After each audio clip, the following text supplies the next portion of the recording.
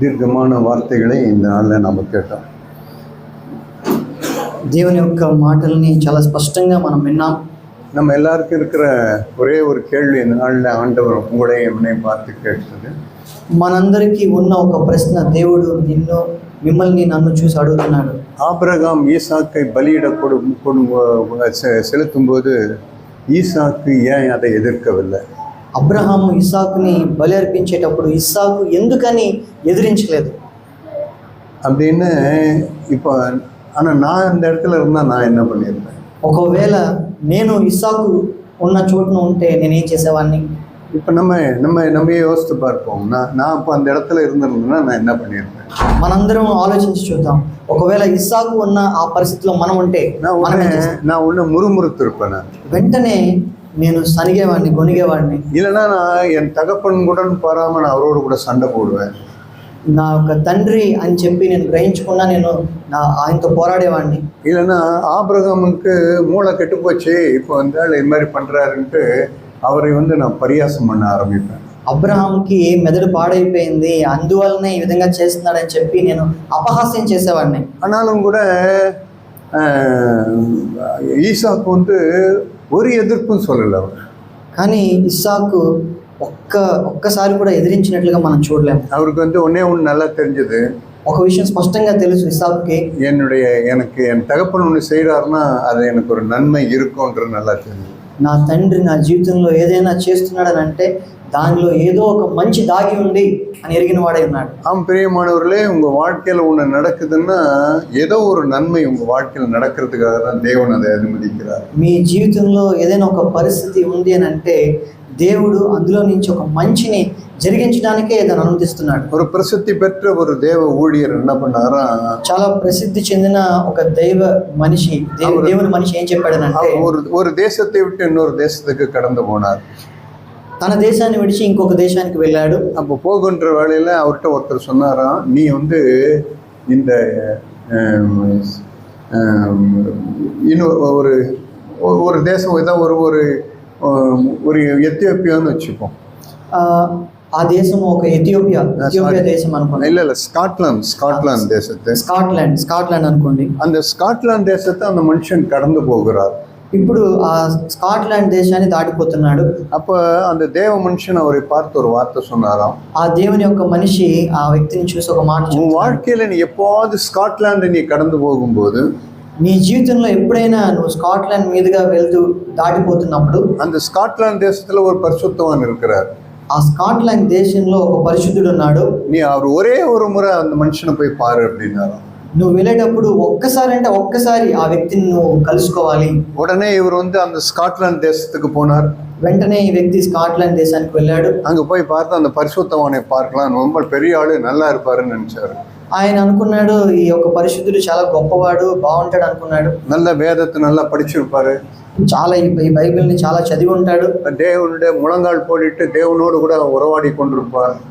ఎప్పుడు మోకాలు వేసి దేవునితో మాట్లాడుతూ ఉంటాడు అనుకున్నాడు. நல்ல ஆவிக்குரிய பழுத்த பழமா இருப்பாரு, ఆత్మీయంగా ఒక పండిపోయిన ఒక పండు అనుకున్నాడు. அவர் எதை கேட்டாலும் நல்ல ஞானமா பதில் சொல்லுவார், ఏం చెప్పినా మంచి జ్ఞానంతో మనకు బదులిస్తాడు అనుకున్నాడు. இப்படிப்பட்ட எண்ணத்தோடு கூட அவரை பார்க்கலான்னு போனாராம். அவர் ఇటువంటి ఒక ఆలోచనతో ఆయన్ని చూడడానికి వెళ్ళాడు. ஆனா அங்க போகும்போது அவர் பார்த்த காட்சி அவருக்கு ரொம்ப ஷாக்கா இருந்தது. అయితే ఆ విధమైన ఆలోచనతో వెళ్ళి ఆయన్ని చూసినప్పుడు ఆయనకి ఆశ్చర్యకరంగా ఒక విషయం జరిగింది. ஏன் அது மாதிரி இருந்தாருன்னு சொன்னா, ఎందుకు ఆ విధంగా జరిగింది? அந்த பரிசுத்தமான் கடந்த 15 வருடங்களாய் படுத்த படுக்கையாய் அவர் படுத்துக் கொண்டிருந்தார். ఎందుకంటే 15 సంవత్సరాలుగా ఆ పరిశుద్ధుడు పడక మీదే పండుకొని ఉన్నాడు. தானா ஒரு வேலையும் அவருக்கு செய்ய முடியாது, తనంతట తాను ఏ పని చేసుకోలేడు. மற்றவர்கள் தான் அவருக்கு உதவி செய்யணும், మిగతా వాళ్ళందరూ వచ్చి ఆయనకి సహాయం చేయాలి. సో இவரை பார்த்தோன்னே இவருக்கு உடனே ஷாக் ஆயிடுச்சு. அவரை பார்த்தோம், ఆయన చూసినంత వెంటనే ఎంతో ఆశ్చర్యపోయాడు. இவரை போய் பார்க்க சொன்னாரு, என்ன పోయి ఈ వ్యక్తిని కలుసుకోమని చెప్పాడేంటి? இவர் ஒரு பெரிய பரிசுத்தவான் வேற சொன்னாரு, ఈయన పెద్ద పరిశుద్ధుడని కూడా చెప్పాడు ఆయన. உடனே அவர் போய் பார்த்து அவர் விசாரித்தார். వెంటనే వెళ్ళి ఆయన్ని ఆలోచన అడిగాడు. அப்ப அவரை பார்த்து ஒரு கேள்வி கேட்டாராம். அவர் ఇప్పుడు ఈ వ్యక్తి అతన్ని చూసి ఒక ప్రశ్న అడిగాడు. நீங்க இவ்வளவு நாள் 15 வருடமா நீங்க படுத்த படுக்கையா இருக்கிறீங்களே, 15 సంవత్సరాలుగా ఇదే పడక మీద మీరు పడుకొని ఉన్నారు కదా, நீங்க ஒரு சாத்தான் ஒரு நாளாவது உங்களை பார்த்து இப்படி ஒரு வார்த்தை சொன்னது உண்டான்னு ఒక్క రోజైనా సాతాను వచ్చి మీతో ఈ విధంగా మాట్లాడలేదా? இயேசு கிறிஸ்து உண்மையில அன்பா இல்ல, యేసు క్రీస్తుకి మీ మీద ప్రేమ లేదు. அவர் உண்மையில அன்பா இருந்தாருன்னா நீங்க இது மாதிரி படுத்த படுக்கையா நீங்க படுக்க மாட்டீங்க. యేసు క్రీస్తు ప్రభు వారు ఒకవేళ మీ పైన ప్రేమగా ఉన్నట్లయితే ఈ విధంగా మీరు పడుకోరు. அது ஒரு நாள் ரெண்டு நாள் இல்ல, ఒక రోజు రెండు రోజులు కాదు, கிட்டத்தட்ட 15 வருடங்களா நீங்க படுத்த படுக்கையாய் படுத்து கொண்டிருக்கிறீங்க. మీరు 15 సంవత్సరాలుగా ఇదే విధంగా పడుకున్న ఆ పడక మీదే ఉన్నారు. அப்ப அது என்னது எதை சொல்ல வருதுன்னு சொன்னா, ఇప్పుడు ఇది ఏం చెప్పొస్తున్నారు? தேவன் உங்கள் மீது அன்பா இல்ல அப்படின்றதுதான். దేవుడు మీ పట్ల ప్రేమగా లేడు అనేది. இப்படி எதனா சாத்தான் உங்ககிட்ட சொன்னது உண்டான்னு கேட்டாங்க. ఈ విధంగా సాతాను మీతో చెప్పాడా అని చెప్పేసి అడిగారు. அந்த பரிசுத்தவன் சொன்னாரா? అప్పుడు ఆ పరిశుద్ధుడు చెప్తున్నాడంట, ஒரு தடவை இரண்டு தடவை இல்ல, ఒకసారి రెండు సార్లు కాదు, அவர் அநேக முறை கிட்டத்தட்ட ஆயிரக்கணக்கான முறை இதை சாத்தான் என்கிட்ட சொல்லி இருக்கிறான். అనేక వేల సార్లు సాతాను నా దగ్గరికి వచ్చి ఈ విధంగా అడిగాడు, தேவனின் மேல் அன்பா இல்லை. దేవుడు నీ పట్ల ప్రేమగా లేడు. ஆமா, இன்னைக்கும் அதுதான். இன்னைக்கு ఈ రోజు కూడా అదే. எனக்கு 70 வயசு ஆகுதுங்க. నాకు 70 సంవత్సరాలండి. என்னை பார்த்து சாத்தான் உங்களோடு கூட நிறைய சொன்னது என்னன்னு கேட்டீங்கன்னு சொன்னா, నన్ను చూసి సాతాను చాలా వరకు ఏం చెప్పాడనంటే, தேவன் உன் மீது அன்பா இல்ல, దేవుడు నిన్ను ప్రేమించట్లేదు. உன்னிடத்துல தேவன் அன்பா இருந்தார்னா, దేవుడు ఒకవేళ నీ పట్ల ప్రేమగా ఉన్నట్లయితే உன்னை வாழாக்காமல் அவர் தலையாக்கி இருப்பாரு. నిన్ను తోకగా కాదు ఆయన తలగా ఉంచుతాడు. நீ சாதாரண ஒரு கிளர்க்கா இருக்க மாட்ட, నువ్వు ఏదో క్లర్క్ ఉద్యోగం చేసుకోవు, நீ ஒரு பெரிய ஆபீசரா மாறி போயிருப்ப, నువ్వు పెద్ద ఆఫీసర్ గా మారిపోయేవాడివి, நீ ஆட்டோல போறவனா இருக்க மாட்ட, నువ్వు ఆటోలో పోయేవాడిగా ఉండవు, உனக்கு சொந்தமா ஒரு கார் இருக்கும், నీకు సొంత కారు ఉంటుంది, நீ சாதாரண வாடகை வீட்டுல இருக்க மாட்ட, నువ్వు అద్దెంట్లో ఉండవు, நீ பெரிய பங்களா கட்டின்னு இருப்ப, పెద్ద బంగ్లా కట్టుకొని ఉంటావు. இது இப்படிதான் என்ன பண்ணுது, உலகத்தின் சுவிசேஷம் அப்படிதான் எல்லாருக்கும் சொல்லிட்டே இருக்கும். ఇదే ఈ లోకం యొక్క సువార్త. అదే సాతాను అందరికీ చెప్తా ఉంటాడు. ஒன்னு நல்லா தெரிஞ்சுங்க, நீங்க அந்த உலகத்துல మీరు ఈ లోకంలో ఒకే ఒక్కటి మీరు తెలుసుకోండి, எப்பெல்லாம் எனக்கு பெருகுதோ, ఎప్పుడైతే నా జీవితంలో ఒక వృద్ధి నేను చూస్తాను, அப்பொழுதெல்லாம் எனக்கு ஒரு ஆபத்து இருந்துகிட்டே இருக்கும். అప్పుడు నాకు జీవితంలో ఒక ప్రమాదం ఉంటుంది. எண்ணாகமத்தின் புஸ்தகத்திலிருந்து ஒரு வார்த்தை உங்களுக்கு காண்பிக்கிறேன். సంఖ్యాకాండం నుంచి నేను మీకు ఒక లేఖనాన్ని చూపిస్తాను. எண்ணாகமத்தின் புஸ்தகத்துல సంఖ్యాకాండము அங்க பார்த்தீங்கன்னு சொன்னா அங்க ஒரு வார்த்தை எழுதி வச்சிருப்பார். అక్కడ మీరు చూసినట్లయితే ఒక మాట లిఖించబడి ఉంటుంది. எண்ணாகமம் கடைசி அதிகாரத்துல సంఖ్యాకాండము చివరి అధ్యాయము அங்க ஒரு சம்பவம் நடைபெறும். 36వ అధ్యాయంలో ఒక సంభవాన్ని మనం చూస్తాం. அங்க பார்த்தீங்கன்னு சொன்னா 32ஆம் அதிகாரம் பாருங்க. 32వ అధ్యాయము 32ஆம் அதிகாரத்துல 32వ అధ్యాయంలో அங்க முதல் 3 வசனங்களை உங்களுக்கு காண்பிக்கிறேன். మొదటి 3 వచనాలని నేను మీకు చూపిస్తాను. அங்க ரூபன் புத்திரருக்கும் காத் புத்திரருக்கும் ஆடு மாடுகள் மிகவும் திரளாய் இருந்தது. రూబేనీయులకును గాదీయులకును అతి విస్తారమైన మందలుండెను గనుక அவர்கள் யாசேர் தேசத்தையும் கீலேஸ் தேசத்தையும் பார்த்தபோது, యాజేరు ప్రదేశమును గిలాదు ప్రదేశమును మందలకు తగిన స్థలమని తెలుసుకొని ஆடு மாடுகளுக்கு தகுந்த இடம் என்று கண்டார்கள். ఆ మందలకు తగిన స్థలం అని వాళ్ళు తెలుసుకున్నారు. தனக்கு தகுந்த இடம் கிடையாது, వాళ్ళు ఉండడానికి సరైన స్థలం అని కాదు, தங்கிட்ட இருக்கிற ஆடு மாடுகளுக்கு நல்ல இடம்னு பார்த்தாங்க. నా దగ్గరున్న ఈ మందలకు మంచి స్థలం అని తెలుసుకున్నారు. ஏன்னா நிறைய ஆடு மாடு, ఎందుకంటే వాళ్ళకి అతి విస్తారమైన మందలు ఉండేది, கொஞ்சம் நெஞ்சம் கிடையாது, కొంచెం 2-3 కాదు. ஆகவே உடனே அவங்க என்ன சொல்றாங்கன்னா, மோசேயை பார்த்து என்ன சொல்றாங்க, వెంటనే మోషేని చూసి వాళ్ళు ఏం చెప్తున్నారని అంటే, மூணாவது வசனத்துல பாருங்க, 3వ వచనంలో చూడండి, ஆடு மாடுகளுக்கு இது தகுந்த இடம் அப்படின்னு கேட்டாங்க. ఇప్పుడు వాళ్ళు ఆ మందలకు తగిన స్థలము, 4வது వசனத்துல பாருங்க, ఆ యెహోవా మందలకు తగిన ప్రదేశము, உமது அடியாருக்கு ஆடு மாடுகள் உண்டு, నీ సేవకులమైన మాకు మందలు కలవు.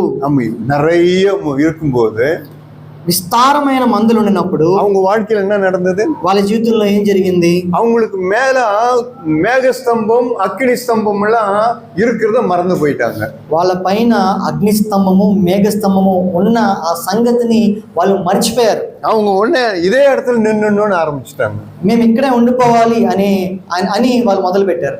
பிரியமானவர்களே, எப்பொழுதும் எனக்கு ஒரு வளமை, எனக்கு ஒரு செழுமை எனக்குலாம் வரும்போதெல்லாம் ఎప్పుడైనా మన జీవితంలో ఏదైనా ఒక అభివృద్ధి లేదా ఆశీర్వాదం మనం పొందుకున్నాం, நீங்களும் நானும் முன்னேற முடியவே முடியாது.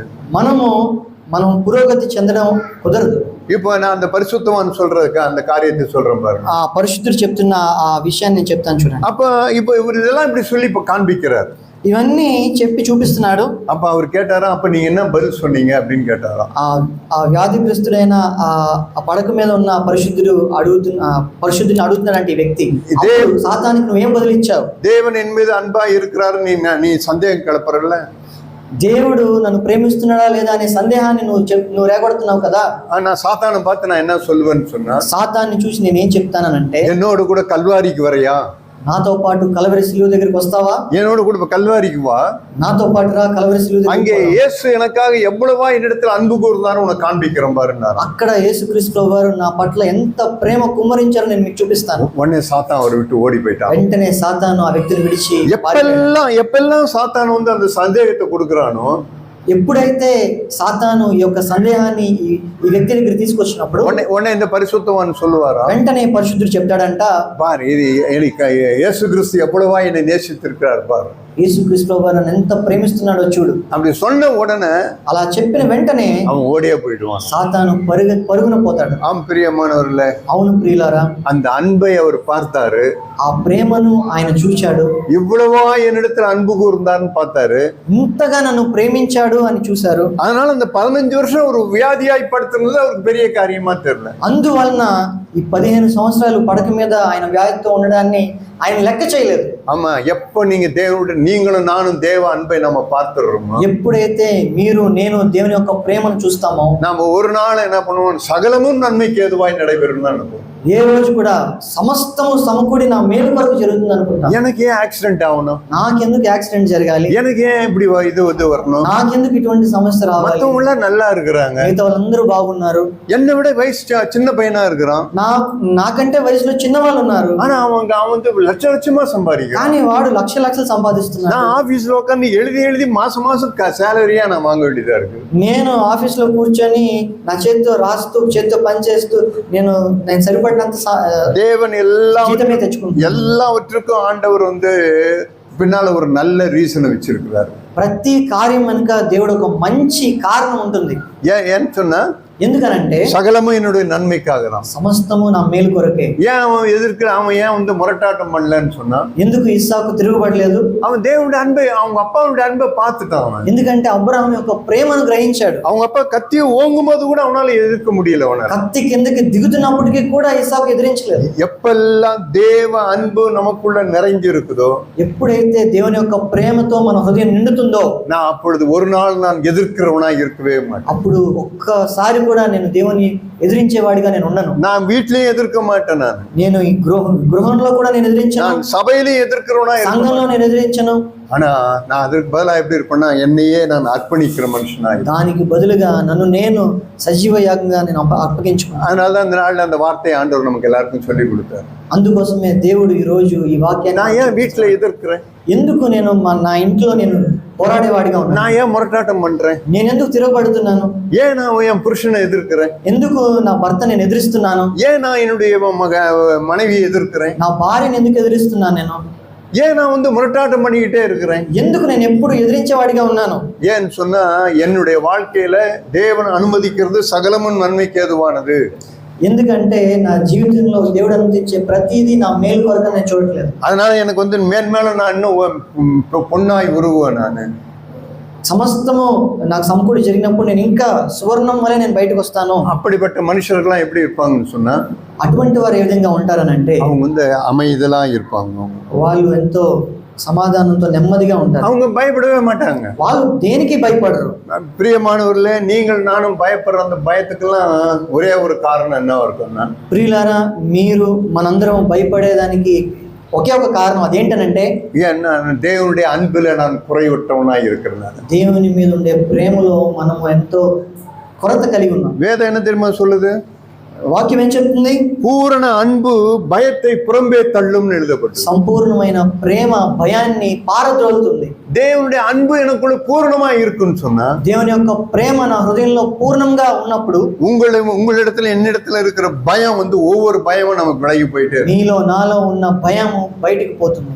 என் பையனுக்கு ஒரு வியாதி வந்துடுச்சு, నా బిడ్డకు ఒక వ్యాధి వచ్చింది, அவனுக்கு என்ன நடக்குமோ, ఏం జరుగుతుందో, என் பையன் இப்போ நல்லா பாஸ் பண்ணிட்டான், ఇప్పుడు నా బిడ్డ పాస్ అయిపోయాడు, அவனுக்கு எந்த காலேஜ் கிடைக்குமோ, ఏ కాలేజ్ వస్తుందో, என் பொண்ணு பெரிய பொண்ணு ஆயிட்டான், నా నా నా ఆడబిడ్డ మంచి அவளுக்கு கல்யாணம் நடக்குமோ நடக்காது தெரியலையே, పెళ్లి జరుగుతుందో జరగదో తెలియదే, எனக்கு இப்படி எல்லாம் ஒரு சூழ்நிலை இருக்குது, అయ్యో నాకు ఇటువంటి పరిస్థితి ఒకటి ఉంది, இது என்ன ஆகுமோன்னு தெரியலையே, ఏం జరుగుతుందో తెలియదే. இதெல்லாம் வருது, இந்த பயம் ஏன் வருது? ఈ భయం ఎందుకు వస్తుంది? இயேசு கிறிஸ்து சொன்னது போலதான், యేసుక్రీస్తు చెప్పినట్లే உங்கள் இருதயம் கலங்காதிருப்பதாகன்னு சொன்னாரு.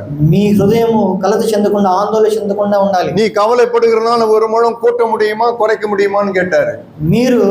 మీరు ఆందోళన చెందడం వల్ల మీరేమైనా మీ ఎత్తుని పెంచుకోగలుగుతారా? ஆகாயத்து பறவைலாம் கவனித்து பாருங்க, ఆకాశ పక్షుల్ని చూడమని చెప్పాడు. அவளெல்லாம் உங்க பிதா போஷிக்கிறாருன்னு எழுதப்பட்டு. వాటన్నిటిని తండ్రి అయిన దేవుడు పోషిస్తున్నాడు కదా. இதெல்லாம் இந்த கவலைகள், இந்த பயம், இதெல்லாம் எதனால வருது எனக்குன்னு சொன்னா, ఈ ఆందోళన, ఈ భయం ఎందువల్ల వస్తుందనంటే, நான் தேவ ஞானத்தை நான் இன்னும் கண்டுபிடிக்கலன்னு அர்த்தம்.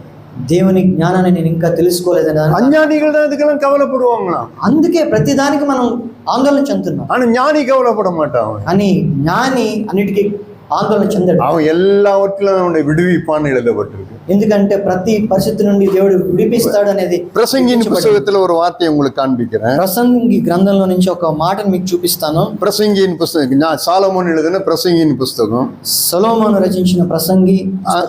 அங்க பாருங்க, அங்க ஒரு வார்த்தையை உங்களுக்கு காண்பிக்கிறேன். అక్కడ ఒక లేఖన భాగాన్ని మీకు చూపిస్తాను. 9వ అధ్యాయం 9వ అధ్యాయము 14వ వచనం பாருங்க. 14వ వచనం చూడండి. ஒரு சிறு பட்டணம் இருந்தது, ఒక చిన్న పట్టణం ఉండెను, அதிலிருந்த குடிகள் கொஞ்சத்தான், దాని యందు కొద్ది మంది కాపురం ఉండిరి. அதற்கு விரோதமாய் ஒரு பெரிய ராஜா வந்து அதை வளைந்து கொண்டு அது எதிராக பெரிய கொத்தளங்களை கட்டினார். దాని మీదకి గొప్ప రాజు వచ్చి దాని ముట్టడి వేసి దాని ఎదుట గొప్ప బురుజులు కట్టించెను.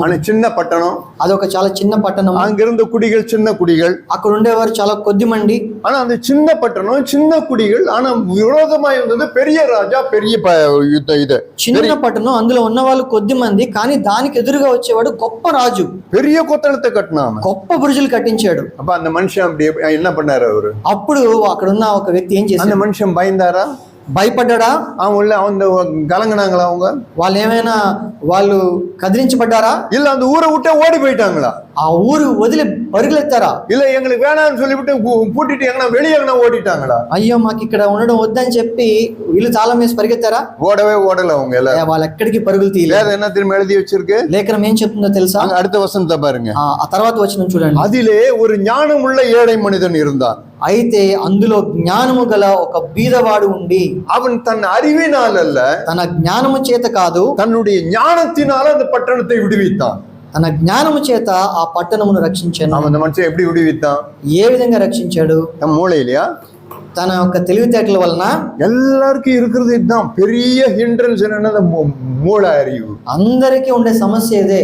ఒక మనకి ఆటంకం ఏంటంటే మన యొక్క తెలివితేటలు. இந்த மூளை அறிவு தான் அநேகருக்கு என்ன பண்ண பரலோகத்துக்குள்ள பிரவேசிக்கல.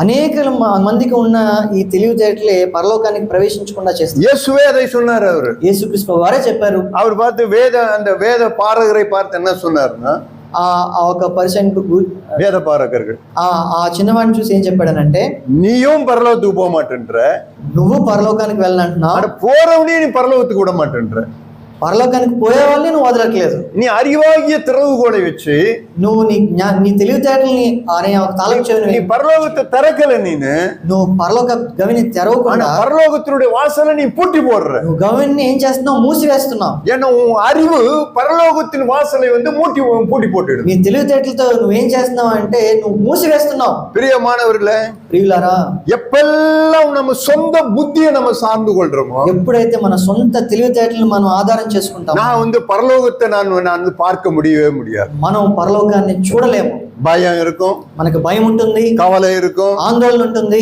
எனக்கு நடுக்கம் இருக்கும், నేను వణుకుతూ ఉంటాను, எனக்கு அஞ்ஞானி போல நான் மாறிடுவேன், అజ్ఞానిలా నేను మారిపోతాను, எனக்கு சதா நான் இந்த உலகத்தை குறித்தே நான் யோசிச்சு உட்காந்துருப்பேன். ఎప్పుడు ఈ లోకం గురించి ఆలోచించుకుంటూ ఉంటాను. எண்ணத்தை புசிப்போம், నేను ఏం తాగుతాను, ఏం எண்ணத்தை తింటాను, குடிப்போம், ఏం తాగుతాను, எண்ணத்தை உடுப்போம், నేను ఏం ధరిస్తాను, நான் எப்படி வாழ்வேன், నేను ఎలా బ్రతుకుతాను, என் பிள்ளை என்ன ஆகும், నా పిల్లలు ఏమైపోతారు, இப்படி அநேக கவலைகள் நம்ம இருதயத்தை வாட்டி வதச்சுனே இருக்கும். ఇటువంటి అనేకమైన ఆందోళనలు మన హృదయాన్ని నింపివేస్తాయి. பிரதர் ஜாக் ஒரு காரியத்தை சொல்லுவார். ఒకసారి జాక్ బెదరి మాట ஒரு చెప్పారు. அம்மா அவங்க நிறை மாத கர்ப்பிணி ஆயிட்டாங்க. ఒక స్త్రీ ఆవిడ గర్భిణి.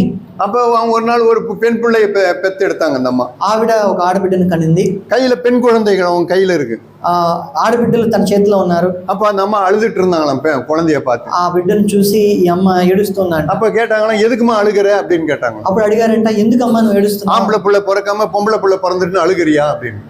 ఏ మగబిడ్డ పుట్టకుండా ఆడబిడ్డ పుట్టిందని ఏడుస్తున్నావా? ஏன்னா நிறைய பேருக்கு அப்படிதான். ఎందుకంటే అనేక మందికి ఆ విధంగా ஆம்பளை பிள்ளை பிறந்துட்டா 32 பல்லு தெரியும், అబ్బాయి పుట్టాడనంటే 32 పళ్ళు కనిపిస్తాయి. ஆனா பொம்பளை பிள்ளை பிறந்துடுச்சுன்னா ఆయన ఆడపిల్ల పుట్టిందంటే மூஞ்சி தொட்டா சினிங் போல சுருன்னு சுனிக்கும். మరి ముట్టుకుంటే వాడిపోయి ఆ ఆకులాగా వాళ్ళ ముఖాలన్నీ.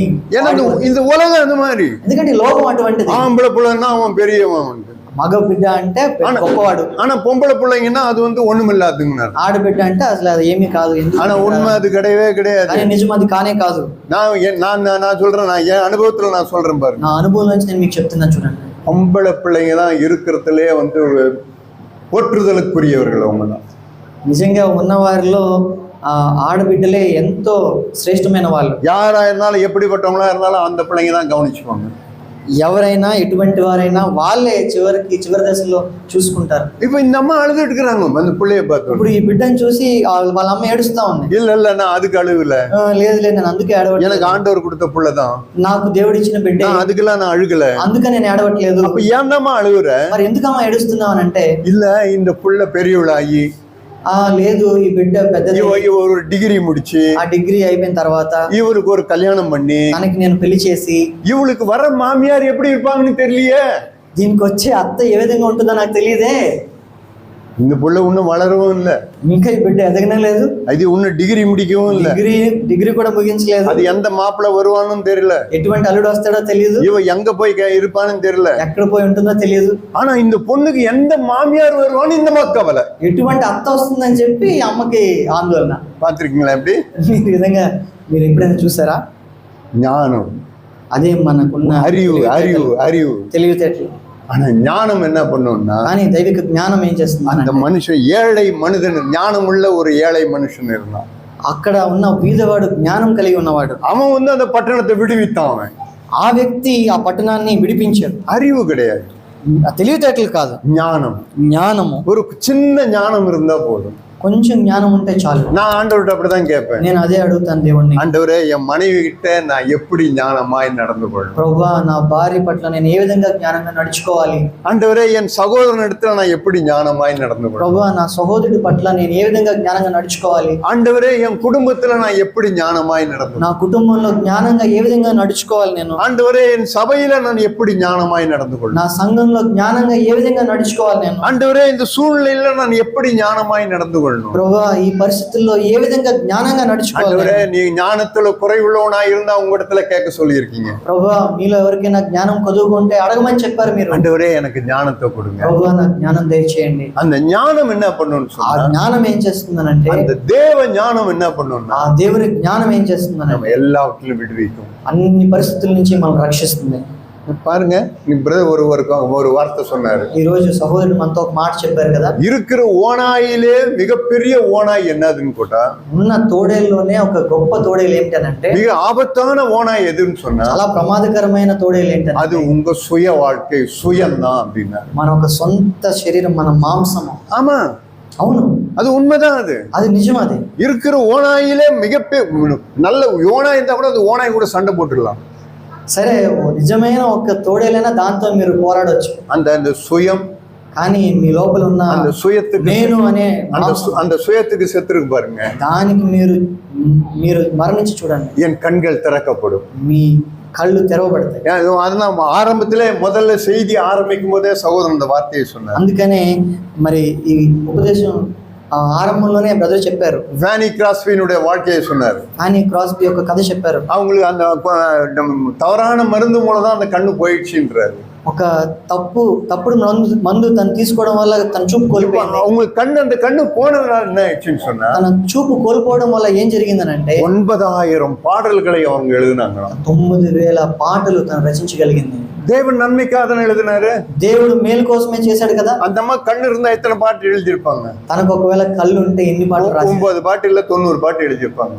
ఒక 9 90 மீதி இருக்கிற பாட்டுல என்ன இருக்கும்? మిగతా అన్ని ఏమైపోయాయి? ஒன்னும் இல்லாம அப்படியே மறைஞ்சு போயிருக்கும். అవన్నీ కూడా ఏముండేవి కాదు. தேவன் சகலத்தையும் நன்மைக்கு ஏதுவாகவே நடத்துகிறார். దేవుడు సకలము సమకూడి మేలు కొరకు జరిగించే. உங்க வாழ்க்கையில நடக்கிற ஒவ்வொரு சிறு சிறு సంభవத்தையும் தேவன் அறிந்திருக்கிறார். మీ జీవితంలో జరిగే ప్రతి చిన్న చిన్న పరిస్థితిని దేవుడు ఎరిగి ఉన్నాడు. ஒன்னும் உங்க வாழ்க்கையில ஆக்சிடென்டா நடக்கல. ఏదో ప్రమాదవశాత్తు ఏది మీ జీవితంలో జరగలేదు. நன்மைக்கு ஏதுவாய் தான் தேவன் நடத்துகிறார். మేలు కొరకే దేవుడు జరిగిస్తాడు. எல்லா மனுஷர்களுக்கும் அது நன்மைக்கு ஏதுவாக தான் நடத்துறார். ప్రతి వ్యక్తికి దేవుడు మేలు కొరకే జరిగిస్తాడు. வேதத்துல பவுல் எழுதின நிறைய நிருபங்கள் வேதத்துல இருக்கு. పౌలు రచించిన అనేకమైన మరి ఆ పత్రికలు మనం చూస్తాం. అతని నిருபங்களை எப்படி வந்தது உங்களுக்கு தெரியுமா? உங்களுக்கு అన్ని పత్రికలు ఏ విధంగా వచ్చాయో తెలుసా మీకు? పౌలు అతని నిருபங்களை அவர் எப்படி தெரியுமா எழுதினாரு? ఏ విధంగా అన్ని పత్రికలు పౌలు రచించగలిగారు? పౌலை దేవుని ஒரு சிறைச்சாலையில போட்டார். அவர் పౌలుని దేవుడు ఒక చెరసాలలో ఉంచాడు. సాతాన్ என்ன நினைச்சான்னு சொன்னா, సాతాన్ ఏమనుకుంటుందంటే పౌలు జైల్లో పోటోம்னா నా పౌలుని నేను జైల్లో పెట్టానంటే అప్పుడుதான் క్రిస్టియానిటీ క్లోజ్ நினைச்சான். అయిపోయింది, క్రైస్తవ్యానికి అంతం అనుకున్నాడు. ஆனா పౌలు దేవుని சிறைச்சாலையில போட்ட உடனே పౌలుని దేవుడు ఆ చెరసాలలో పెట్టిన తర్వాత పౌలు எழுதினா பிலிப்பியர்கள் நிருபம் వెంటనే పౌలు ఫిలిప్పీలకు రాసిన పత్రికలు పౌలు அந்த జైల్లో இருந்தா పౌలు எழுதுறாரு. ఆ జైల్లో నుంచే లిఖించాడు. எப்பொழுதும் சந்தோஷமா இருங்கள்னு எழுதுறாரு. ఎప్పుడు ఎల్లప్పుడూ సంతోషించండి, நீங்கள் ஒன்றுக்கும் கவலைப்படாதிருங்கள், దేనికి దిగులు పడకూడదు, உங்கள் விண்ணப்பங்களை ஸ்தோத்திரத்தோடு கூட ஜெபத்தினாலும் வேண்டுதலாலும் தேவனுக்கு தெரியப்படுத்துங்கள்னு எழுதுறாரு. మీరు మీ విన్నపములు ఏవైనప్పటికీ మీరు స్తుతితో మీరు ప్రార్థనతో ఆయనకు సమర్పించుకోండి. అనేక నిருபங்களை எழுதினார் பவுல். అనేకమైన పత్రికలను లెక్కించాడు. எப்படி வந்துச்சு இதெல்லாம்? ఏ విధంగా వచ్చేవన్నీ పత్రికలు? தேவன் சகலத்தையும் நன்மைக்கு ஏதுவாகிறார். దేవుడు సమస్తము సమకూడి జరిగించాడు. அதனாலதான் ஆண்டவர் நாள் ஒரு குட் நியூஸோட நமக்கு வந்தார். అందుకనే దేవుడు ఈ రోజు ఒక శుభవార్తతో మన దగ్గరికి వచ్చాడు. నెల్లూరు సభయారే, నెల్లూరు సంఘస్థులారా, నెల్లూరు குடும்பத்தாரே, నెల్లూరు కుటుంబస్తులారా, உங்க வாழ்க்கையில நடக்கிற ஒவ்வொரு சிறு சிறு சம்பவங்களும் உங்கள் நன்மைக்கு ஏதுவானதுதான். మీ జీవితంలో జరిగే ప్రతి చిన్న చిన్న కార్యము మీ మేలు కొరకే. ஏதோ ஒன்று புதுசா நினைச்சிடாதீங்க. ఏదో కొత్తగా ఏదో అనుకోమాకండి. For everything there is a good reason behind that. ప్రతి విషయానికి ఒక మంచి కారణం ఉంది దేవుని దగ్గర. என் வாழ்க்கையில ஒண்ணு நடக்குதுன்னு சொன்னா, మీ జీవితంలో ఒకటి జరుగుతుందని అంటే அதன் பின்னால தேவன் ஏதோ ஒரு நன்மையை வைத்திருக்கிறார்னு அர்த்தம். దాని వెనుకాతల దేవుడు ఏదో ఒక మేలును దాచి ఉంచాడని అర్థం. அந்த நல்ல ஆண்டவருக்கு நம்ம ஒப்பு கொடுத்துருவோம். అటువంటి ఒక మంచి దేవునికి அதை எதிர்க்க வேண்டாம். మనం ఎదిరించొద్దు. எனக்கு இதெல்லாம் வேண்டாம்னு சொல்ல வேண்டாம். నాకు ఇదంతా వద్దు అని మనం చెప్పదు. அப்படியே நம்ம ஒப்பு கொடுத்துருவோம். అదే విధంగా మనం நான் வேதத்துல உங்களுக்கு நிறைய காண்பிக்க முடியும். నేను ఇంకా లేఖనాలు ఎన్నో విషయాలు ఈ విధంగా எப்பெல்லாம் தன் சுயத்துக்கு சாவு மணி அடிச்சாங்களோ, ఎప్పుడైతే తన సొంత శరీరానికి చనిపోయారో அதெல்லாம் சகல நன்மைக்கு ஏதுவாதான். అన్ని కూడా వాళ్ళ మేలు కొరకు జరిగినాయి. இப்ப நீங்க எஸ்தர் புத்தகத்தை எடுத்து பாருங்களேன். మీరు ఎస్తేరు పుస్తకాన్ని చూడండి. அந்த எஸ்தர் புத்தகத்துல அங்க எஸ்தர் இருக்கிறாங்க. అక్కడ ఎస్తేరు పుస్తకంలో ఎస్తేరు మనం చూస్తాం. அவன் இப்ப யோகாயுடைய வசத்துல அவனை ஒப்பு கொடுத்துடுறாங்க.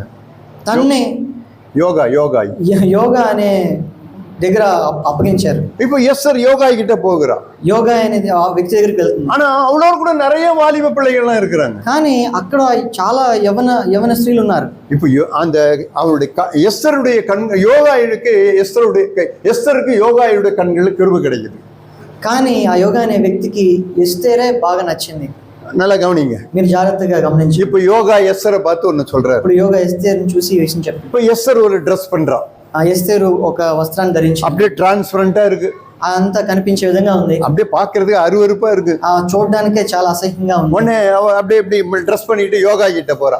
వెంటనే ఆ విధంగా దుస్తులు ధరించి యోగా దగ్గరికి వెళ్తుంది. இப்போ யோகா எஸ்தரை பார்த்து ஒன்னு சொல்றாரு. యోగా ఎస్తేర్ని చూసి యేసుని చెప్తున్నాడు, எஸ்தர் இப்படிதான் ட்ரெஸ் பண்ண கூடாது.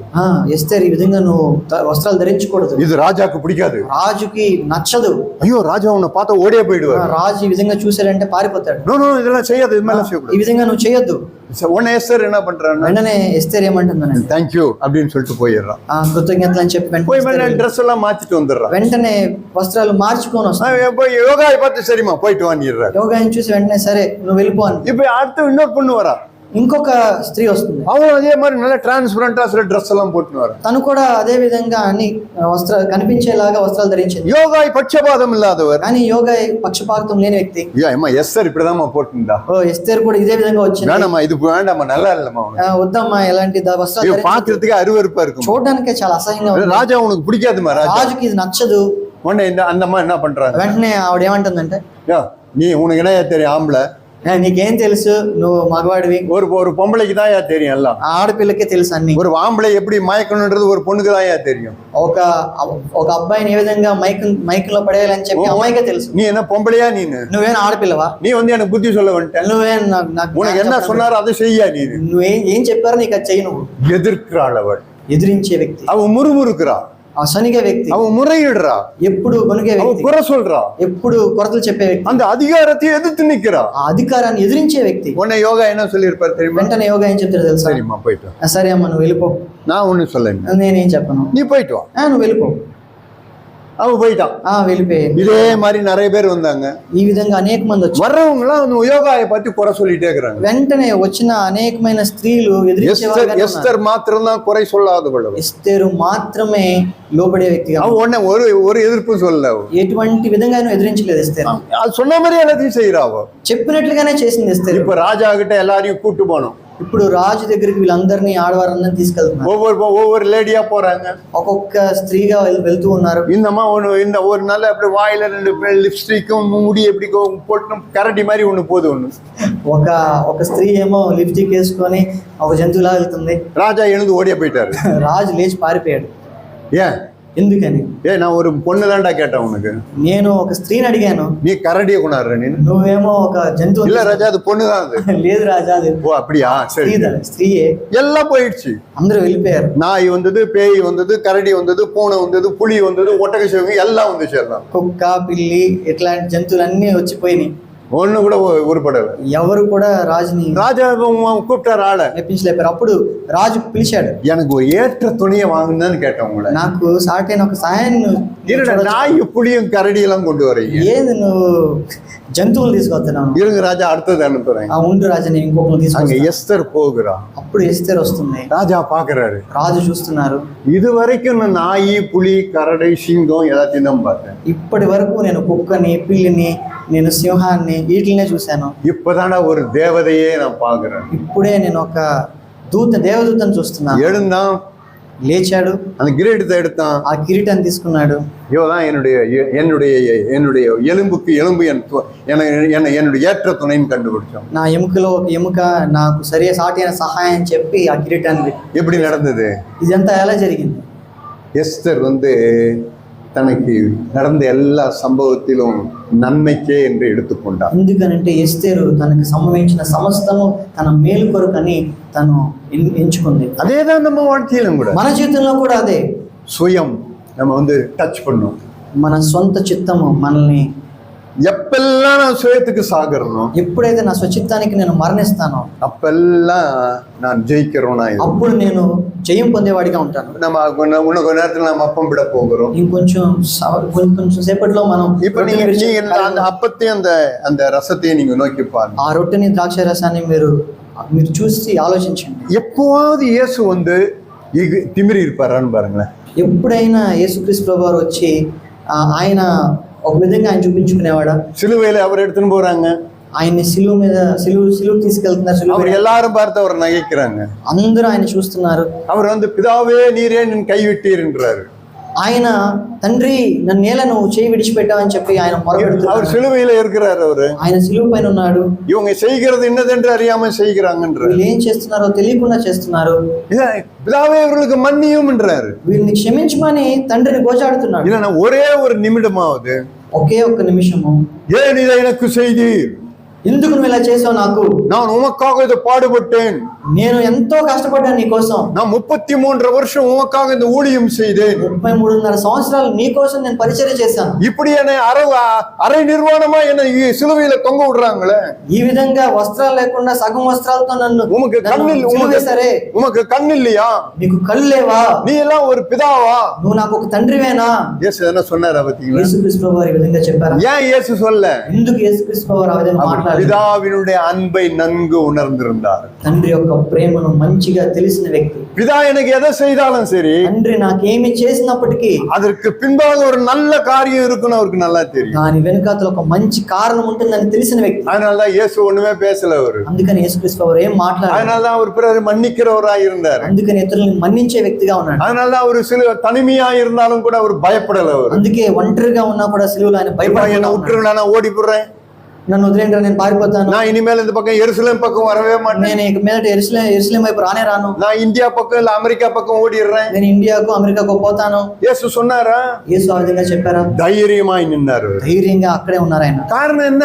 ఎందుకు? కారణం ఏంటి? இன்னைக்கு சகோதரன் சொன்னதுதான் அது. ఈ రోజు సహోదరుడు చెప్పినట్లు தைரியமா இந்த நாள்ல தேவன் தீர்க்கமாய் நம்மோடு கூட பேசுது. ధైర్యంగా దేవుడు ఈ రోజు మనతో చాలా స్పష్టంగా మాట్లాడారు. நம்ம வாழ்க்கையில நடைபெறுகிற ஒவ்வொரு சம்பவத்துக்கு பின்னாலும் தேவன் ஒரு நல்ல காரணத்தை வச்சிருக்கிறார். మన జీవితంలో జరిగే ప్రతి ఒక్క విషయంలో దేవుడు ఒక మంచి ఉద్దేశాన్ని కలిగి ఉన్నాడు. இயேசு எதிர்க்கலையே, దేవుడు ఎదిరించలేదు, యేసు ప్రభువారు ఎదిరించలేదు. இப்ப அந்த அப்பத்தை தான் நான் பிட போறேன். ఆ రొట్టెనే మనం ఈ రోజు ஒரு நாளும் தன்னை எதிர்க்காத அப்போ, ఒక్క రోజు కూడా ఆయన ఎదిరించకుండా ఉన్న தன்னை రొట్టె, பிற்க ஒப்பு கொடுத்தவர், తన్ని విరగదీయడానికి రొట్టె విరచడానికి தன் சரீரத்தை பிற்க ஒப்பு கொடுத்தவர், శరీరాన్ని విరవడానికి అప్పగించుకున్న వ్యక్తి. NASB బైబిள்ல அப்படி ஒரு வார்த்தை இருக்கு. NASB బైబిల్లో ఆ మాట ఉంది. உங்களுக்காக பிற்கப்படுகிற இந்த அப்பம்னு எழுதப்பட்டிருக்கு. మీ కొరకు విరవబడిన నా శరీరం అని ఉంది. என்ன இருக்கு? அப்படி எப்படி இருக்குன்னு சொன்னா, ఏ విధంగా ఉందనంటే இயேசுவின் சரீரம் எனக்காக பிற்கப்பட்டதாம். యేసుక్రీస్తు యొక్క శరీరం నా కొరకు విరవబడిందా? சரி, நீங்கள் நானும் அப்படி இருந்துருவோம். నిజంగా మీరు నేను ఆ విధంగా ఉన్నా? ஆண்டவரே, எங்க சரீரத்தை பிட்டாலும் கூட சரி, ప్రభువా నా శరీరం విరిచినప్పటికీ కూడా ஆண்டவரே நான் உமக்காக நிற்கும். నేను నీ కోసం బతుకుతాను. வருகையினால் மிகவும் சமீபம். రాకడ ఎంతో త్వరగా ఉంది. யார் நான் சொன்னது போலதான், இங்க பாரு ஆடு மாடு இருந்ததுன்னு சொல்லிட்டு உடனே கரைக்கு அந்தான்னு நின்ட்டான்.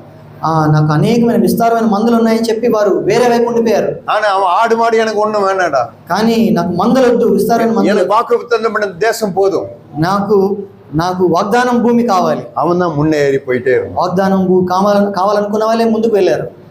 பார்த்திருக்கீங்களா நீங்க? ఈ విధంగా మీరు చూసారా?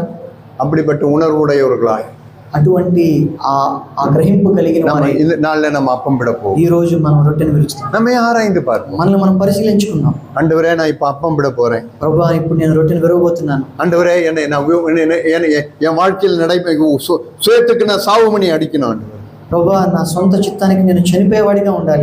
நீர் எப்படி எதிர்க்கலையோ நான் அது மாதிரி எதிர்ப்பு இல்லாம நான் ఏ విధంగా మీరు ఎదిరించలేదో ఎదిరించకుండా నేను జీవించాలి. நான் ஒவ்வொரு சூழ்நிலை வரும்பொழுது நான் ஒப்பு கொடுக்கணும். ஆண்டவரே, ప్రతి పరిస్థితి వచ్చినప్పుడు ప్రభువా నేను విరవబడడానికి నేను ఒప్పుకోవాలి. எனக்கு உடைபடுதலை என்னுடைய கோலா இருக்கணும்.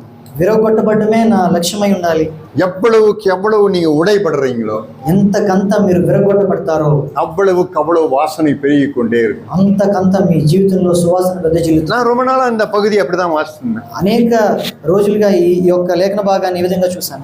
சகோதரன் சீனிவாசன் தான் ஒரு நாள் அங்க சபையில பேசும்போது இந்த வார்த்தையை சொன்னார். శ్రీనివాసన్ బ్రదరే సంఘంలో ఒక రోజు మాట్లాడుతున్నప్పుడు அவர் சொன்னாரு, அந்த தைலத்தை, அந்த பாட்டில் அந்த தைலத்தை நம்ம கொண்டு வராங்க, ఆ పరిమళ తైలాన్ని ఆ స్త్రీ తీసుకుని వచ్చింది కదా పాప. நீங்களும் நானும் தான் என்ன பண்ணிருப்போம்? ఒకవేళ ఆ చోట మీరు నేను ఉంటే ఏం చేస్తాం? இப்ப இதுதான் அந்த பாட்டில், தைல பாட்டில். ఇప్పుడు ఇదే ఆ తైలము, அந்த தைல பாட்டில் நான் என்ன பண்ணிருப்பேன்? అత్రపుడి నేను ఏం చేసి ఉంటాను? நான் இந்த தைல பாட்டில திறந்து దాన్ని అత్రపుడిని ఓపెన్ చేసి அந்த மூடியை திறந்து ఆ మూతను తీసి இயேசுவின் பாதத்துல கொஞ்சோண்டு ஊத்திட்டு యేసుక్రీస్తు యొక్క పాదాల చెంత அவரு தலை மேல கொஞ்சம் கொஞ்சமா தெளிச்சுட்டு కొంచెం ఆయన తలపైన వేసి நல்லா அதை மூடிட்டு అది దాన్ని మూసివేసి நான் సేఫ్టీயா வச்சிருப்பேன். మళ్ళా భద్రంగా దాన్ని ఉంచాను. வேதம் அப்படி எழுதல. కానీ లేఖనం ఆ విధంగా లిఖించబడలేదు. என்ன பண்ணாலும் ఏం చేశారు? அந்த பாட்டிலே ரெண்டா உடைச்சாலும், ఆ ఒక్క బుడ్డినే బద్దలు కొట్టేసింది. அதை உடைச்சு బద్దలు కొట్టి அது இயேசுவின் சரீரத்து மேல ஊத்துனாడు. యేసుక్రీస్తు శరీరం పైన కుమ్మరించాడు. ஏன் உடைச்சான்? ఎందుకు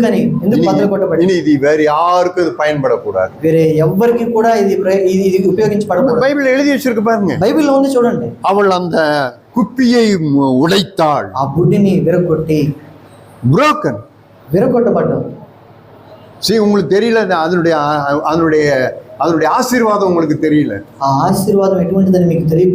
எல்லா விதமான ஆசீர்வாதத்துக்கும் ஊற்று எங்க தெரியுமா இருக்கு? ప్రతి విధమైన ఆశీర్వాదానికి ఆరంభం ఎక్కడో మీకు తెలుసా? உடைபடுதல் தான் இருக்கு. ఆ విరగొట్టబడ్డలోనే ఉంటుంది. சங்கீதக்காரன் நல்லா கண்டுபிடிச்சிட்டான். అదే కీర్తనాకారుడు చాలా చక్కగా சங்கீதம் 51 எடுத்து வச்சு பாருங்க. 51వ సంగీతం మీరు చూసినట్లయితే, ஆண்டவரே ప్రభువా ஆண்டவரே நீர் நொறுங்குண்ட இருதயத்துக்கு சமீபமாய் இருந்து ప్రభువా విరిగి నలిగిన హృదయానికి మీరు ఎంతో సమీపంగా ఉన్నారు. நறுங்குண்ட ஆவி உள்ளவர்களை நீங்க ரட்சிக்கிறீங்க. ప్రభువా విరిగి నలిగిన వారికి మీరు వారిని రక్షించే వారిగా ఉన్నారు. தேவன் யாருக்கு சமீபமா இருப்பாரு? ఎవరికి దేవుడు సమీపంగా ఉన్నాడు? நொறுங்குண்டு இருக்கிறவங்களுக்கு தான். విరిగి నలిగిన వారికి. உங்களுக்கு எனக்கு அந்த எண்ணம் வேணுமா? మీకు నాకు అటువంటి தேவன் కావాలని. சமீபமா இருக்கிறாருன்னு என்ன அர்த்தம்? దేవునికి సమీపంగా ఉండడం అంటే ఏంటి అర్థం? இதுதான் சமீபமா? ఇది సమీపమా? இல்ல, కాదు. சமீபம்னா ரொம்ப கிட்ட வர்றது. సమీపం అంటే చాలా దగ్గరికి రావడం. என் கைக்கும் என் வாய்க்கும் எவ்வளவு தூரமோ, నా చేతికి నా నోటికి ఎంత దూరమో அவ்வளவு தூரமாய் தேவனோடு கூட நெருக்கமா இருக்கிறோம். అంత దూరం దేవునితో ఎంతో ఐక్యత కలిగి మనం ఉండాలి. உங்களுக்கு தேவனோடு கூட நெருக்கமா இருக்கணும். మీకు ఇదిగో దేవునితో మనం ఎంతో ఐక్యంగా కలిగి ఉండాలి. ஆண்டவரோடு கூட நெருங்கணும். நான் దేవునితో ఇంకా నేను ఎంతో ఐక్యతలో కట్టబడాలి. இன்னும் நான் தேவனோடு கூட நெருங்கி வரணும். ఇంకా దేవునితో ఎంతో రావాలి. நீங்க முதல்ல ஒரு பாட்டு பண்ணீங்க தெலுங்குல. మీరు మొదటగా తెలుగులో ఒక పాట పాడారు. எனக்கு அந்த தமிழ்ல அந்த பாட்டுக்கு நான் இன்னும் என்ன கிட்ட சேர்த்து கொள்ளுங்க அப்படின்னு அர்த்தம். ఇంకా దగ్గరగా తమిళ దానికి అర్థం ఇంకా దగ్గరగా నన్ను మీరు తీసుకోండి. இப்ப தேவனோடு கூட நெருங்கி இருக்கணும்னு சொன்னா, దేవునితో ఐక్యతలో ఉండడం అని అంటే நான் நொறுங்கி இருக்கிற மனுஷனா, నేను విరగొట్టబడిన ఒక మనిషిగా ఉండాలి. நொறுங்குதல் தேவனோடு கூட நெருக்கத்தை ஏற்படுத்தும். విరగొట్టబడడం అనేది దేవునితో ఐక్యతలోకి నడిపించే కార్యం. நீங்க எவ்வளவுக்கு எவ்வளவு நொறுங்கி இருக்கிறீங்களோ, ఎంతకంత మీరు విరగొట్టబడతారో அவ்வளவுக்கு அவ்வளவாய் தேவனோடு கூட நெருங்கினவர்களாய் நீங்க இருப்பீங்க. అంతకంతకు దేవుని దగ్గర అవుతారు. அது நிமித்தமே தேவன் சகல சூழ்நிலை உங்களுக்கு அனுமதிக்கிறார். దాని నిమిత్తమే దేవుడు అనేకమైన పరిస్థితులను అనుమతిస్తాడు. இப்ப சொல்லுங்க, நீங்க ఇప్పుడు మీరు చెప్పండి. இப்ப சகோதரன் சொன்னது உண்மையா இல்லையா? ఇప్పుడు సహోదరుడు చెప్పింది నిజమా? வாழ்க்கையில நடைபெறுகிற ஒவ்வொரு சம்பவமும், మీ జీవితంలో జరిగే ప్రతి సంభవం அது உன் நன்மைக்கு ஏதுவானதுன்னு சொன்னாரா இல்லையா? మీ యొక్క మేలు కొరకని మీరు చెప్పారు. அது நன்மைக்கு ஏதுவானதுதான். అవును, అది నా మేలు కొరకే. என்ன నన్மை அது? ఏం మేలు అది? ஐயா, தேவனோடு கூட நான் நெருங்கிட்டேன். நான் అయ్యా నేను దేవునితో ఎంతో ఐక్యతలోకి వచ్చాను. பவுல் ஏன் தேவனை பார்த்து வார்த்தையை சொன்னாரு? పౌలు ఎందుకు దేవుని చూసి మాట చెప్పాడు? நான் பசியோ பஞ்சமோ பட்டயமோ நாசமோ மோசமோ நிர்வாணமோ உயர்வோ தாழ்வோ எதுவும் இயேசுவை விட்டு எனக்கு பிரிக்க முடியாதுன்னு சொன்னாரு. కరువో శ్రమయో ఏది కూడా దేవుని నుంచి, దేవుని ప్రేమ నుంచి నన్ను ఇరుకులో ఇబ్బందులో ఏవి కూడా నన్ను వేరు చేయలేవని చెప్పాడు. ஏன்னா பவுல் அவ்வளவா நொறுங்கின மனுஷன். ఎందుకంటే పౌలు అంతగా విరగొట్టబడిన వ్యక్తి. நீங்க பவுல போல மாறணுமா? மாறக்கூடாது. మీరు పౌలులా మారాలని ఉంటే మీరు இதே உட்காந்துக்கலாம். మీరు ఇలాగే ఉండొచ్చు. விட்டுருங்க பிரதர், நெருக்கலாம் வேணாம். నన్ను వదిలేను బ్రదర్, విరగొట్టబడ్డ నలగొట్టబడ్డ அப்படியே இருக்கும் பிரதர். నేను ఇలాగే ఉంటాను బ్రదర్. ஒன்னே ஒன்னு நல்லா தெரிஞ்சுங்க, మీరు ఒక్కటి బాగా తెలుసుకోండి, நீங்க சட்னி ஆக மாட்டீங்க. మీరు చట్నీ ఎవరు? தேங்காய் இருக்குதுன்னு வச்சுங்க, కొబ్బరి చెప్పు ఉందనుకోండి. இப்போ நான் விஜய் வீட்டுக்கு போறேன். నేను విజయ్ ఇంటికి వెళ్తున్నాను. சிஸ்டர் என்ன இட்லி சாப்பிடுங்கன்றாங்க. బ్రదర్ సిస్టర్ ఏమో నన్ను ఇడ్లీ తినమని நல்ல தேங்காய் சட்னி வச்சிருக்கிறேன், మంచిగా కొబ్బరి చట్నీ చేశారు. ఓకే சாப்பிட்றேன், నేను తింటాను అన్నాను. இப்போ அதுக்கு தேங்காய் எடுக்கிறாங்க. ఇప్పుడు కొబ్బరి చేస్తున్నారు. அந்த தேங்காய் ஒரு அம்மிக்கல் மாதிரி இருக்குது. இப்போ கிரைண்டர், గ్రైండర్ ఉంది. அந்த காலத்துல அம்மிக்கல், అప్పుడైతే రోలు. அப்ப அந்த அம்மிக்கல்ல அந்த தேங்காயை வைக்கிறாங்க. అప్పుడు రోట్లో కొబ్బరిని వేసేవాళ్ళు. அந்த కல்லை எடுத்து அந்த தேங்காயை நறுக்குறாங்க. ఆ రోట్లో కొబ్బరిని వేసి దాన్ని చిత్త కొట్టేవాళ్ళు. ஒரே ஒரு தேங்காய் மட்டும் அங்கங்க ஓடுது. ఒక చిన్న కొబ్బరి ముక్క అటు ఇటు ఎగిరిపోతుంది. மற்ற எல்லா தேங்காயும் போட்டு நறுக்குனது எல்லாம் சட்னி ஆயிடும். మిగతా కొబ్బరి అంతా కూడా మంచిగా వాళ్ళు చిత్త కొట్టి చట్నీ చేస్తారు. சிஸ்டர் அந்த ஒண்ணு எடுக்கிறாங்க, సిస్టర్ అది తీసుకుంటున్నారు. அது எப்படியாவது నసుకணும்னு பாக்குறாங்க. ఏ విధంగా అయినా ఆ ఒక ముక్కని మరలా ஓடினே இருக்குது. அது కానీ అటు ఇటు ఎగిరిపోతూనే அவங்க கொஞ்ச நேரம் பார்த்து அவங்களுக்கு சலிப்பு உண்டாயிடுது. సరే కొంచెం సేపు చూసిన తర్వాత ఆవిడకి విరక్తి పుట్టింది. சரிப்பா, நீ ஒண்ணு லாய்க் பட மாட்டேன், సరే పో అని చెప్పి ఆ మొక్కను తీసి విసిరి పాడేశారు. கரெக்டா அங்க ஒரு எலி காத்துனுங்குது. కరెక్ట్ గా అక్కడ ఒక ఎలుక కాచుకొని ఉంది. எப்படா இந்த தேங்காயை போடுவாங்கன்னு ఎప్పుడు உடனே கவின்னு போய் ఈ కొబ్బరి మొక్క రాలుతుందా అని చెప్పి చూసి వెంటనే దాన్ని పట్టుకొని తినేసింది. உங்களுக்கு ஒண்ணு தெரியுமா? మీకు ఒకటి తెలుసా? ஏன் தெரியுமா எலி ఎందుకు எதுக்கு காத்திருந்து தெரியுமா? ఆ ఎలుక దేనికోసం ఎదురు చూస్తుంది? நொறுங்காத ஒரு தேங்காய் விடுன்னு அதுக்கு நல்லா தெரியும். విరగొట్టబడిన ఒక కొబ్బరి మొక్క அதை రాలుతుందని తెలుసు కాబట్టి அதை புடுங்கணுன்றதுக்காக దాన్ని దోచుకోవాలని வெளியே காத்துனே இருக்கிறான் சாத்தான். బయట సాతాను అదే విధంగా ఎదురు చూస్తున్నాడు. நான் நொறுங்கலைன்னு வச்சுங்க, మీరు విరగొట్టబడడానికి ఇష్టపడలేదు అనుకోండి, நான் உங்களுக்கு சொல்றேன் பாருங்க, నేను మీకు చెప్తున్నాను చూడండి. ஒரு நாள் நான் இந்த சபையில இருந்து தூக்கி அடிக்கப்படுவேன். ఒక రోజు ఈ సంఘంలో నుంచి మీరు బయటకు వెళ్ళిపోతారు. CFC இருந்து எத்தனையோ பேர் வெளியே போய் இருக்கிறாங்க. CFC సంఘంలో నుంచి ఎంతో మంది బయటకు వెళ్ళిపోయారు. நிறைய பேர், చాలా మంది, நிறைய மூப்பர்கள், చాలా మంది సంఘ పెద్దలు, நிறைய ஜாம்பவான்களும் போயிருக்காங்க. చాలా గొప్ప గొప్ప వ్యక్తులు ఎందరో వెళ్ళిపోయారు. அவங்க ஜாக் பண்ண மட்டும் எந்த குறையும் கண்டுபிடிக்கல. జాక్ బ్రదర్ దగ్గర ఏదో ఒక లోపం அவர்கிட்ட அவங்களால ஒரு தப்பும் கண்டுபிடிக்க முடியல. ఒక్క తప్పు కూడా ఆయన దగ్గర కనిపెట్టలేకపోయారు. ஏன் தெரியுமா அவங்க வெளியே போனாங்க? ఎందుకు బయట పోయారో తెలుసా? தாங்கள் நொறுங்காதனால தேவன் வெளியே அனுப்பிச்சு விட்டார். వాళ్ళు విరగొట్టబడని కారణాన్ని బట్టి దేవుడు వాళ్ళు బయట. ஆனா நொறுங்குனதெல்லாம் எப்படி இருக்குன்னா, విరగొట్టబడిన వాళ్ళందరూ ఏమయ్యారంటే, பாருங்க సభయా కూడి இருக்கு பாருங்க, ఇదిగో చూడండి సంఘంగా ఈ విధంగా కూడుకుని ఉన్నారు. எப்படி இதெல்லாம் கூடிச்சு? ఏ విధంగా వీళ్ళందరూ కలిశారు? 3 பேர் தான் இருந்தோம். நம்ம ముగ్గురమే ఉన్నాం. மூணு வாலிபர்கள் தான் இருந்தாங்க. ఈ ముగ్గురు యవనస్తులే ఉన్నారు. వాళ్ళు இவங்க ஒரு 3 பேர், இவங்க ஒரு 3 பேர், ముగ్గురు బ్రదర్స్, ముగ్గురు సిస్టర్స్, 6 தான் இருந்துச்சு. 6 ఉన్నారు. దేవుడు எப்படி போய் சேர்த்துறாரு? దేవుడు ఏ విధంగా సమకూరుస్తున్నాడు? காரணம் என்ன? కారణం ఏంటి? దేవుని ஏன் இதுன்றாருன்னு சொன்னா, ఎందుకు అని అంటే அது எல்லாம் சட்னி ஆயிடுச்சு. ఎందుకంటే అంత చట్నీ అవుతుంది కాబట్టి. நான் பெருசு நீ பெருசுலாம் இப்ப சொல்றது இல்ல. నేను గొప్ప నువ్వు గొప్ప అనేది ఎవరు చూడట్లేదు. இது என் வீடு, அதனால நான் தான் பெரியவன். ఇది నేను ఇక్కడ నేను గొప్ప. நீ இந்த வீட்டுல வாடகைக்கு தான் இருக்கிற. నువ్వు ఇక్కడ అద్దుకుంటున్నావు, ఇది నా ఇల్లు. நீ துக்குடா, நீ பேசாம இரு. నువ్వు తుకుడా, నువ్వు మాట్లాడవద్దు. இல்ல లేదు లేదు లేదు, అలా కాదు. எல்லாம் சட்னி, எல்லாம் అన్ని అంత చట్నీ. அதனாலதான் தேவன் நம்ம மத்தியில எழும்புறாரு. దేవుడు అందువల్లనే మన మధ్యలో ఆయన. அதனாலதான் தேவன் தூரத்து செய்தி நமக்கு விடாய்த்து போன ஆத்மா குளிர்ந்து நீரூற்று போல இருக்கு. ఏ విధంగా అయితే దూరం నుంచి వచ్చే సందేశం ఎంతో ఆకలితో ఉన్నవారు ఆ దాహాన్ని తీరుస్తుందో ఆ విధంగా நொறுங்கிடுங்க பாருங்க. మీరు విరగొట్టబడి చూడండి, தேவனோடு கூட நெருக்கமா இருப்பீங்க. దేవునితో మనం ఐక్యతలో కట్టబడతాం.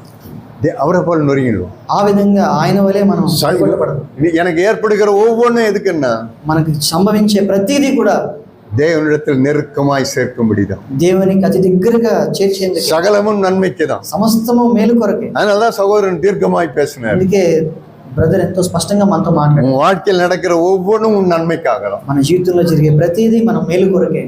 ఆమేన్ ఆమేన్. అర్థమయ్యే వినిపించలేదు. ఆమేన్. తల వణికి జోం பண்ணலாம். మనం తల వంచి ప్రార్థన చేసుకుందాం.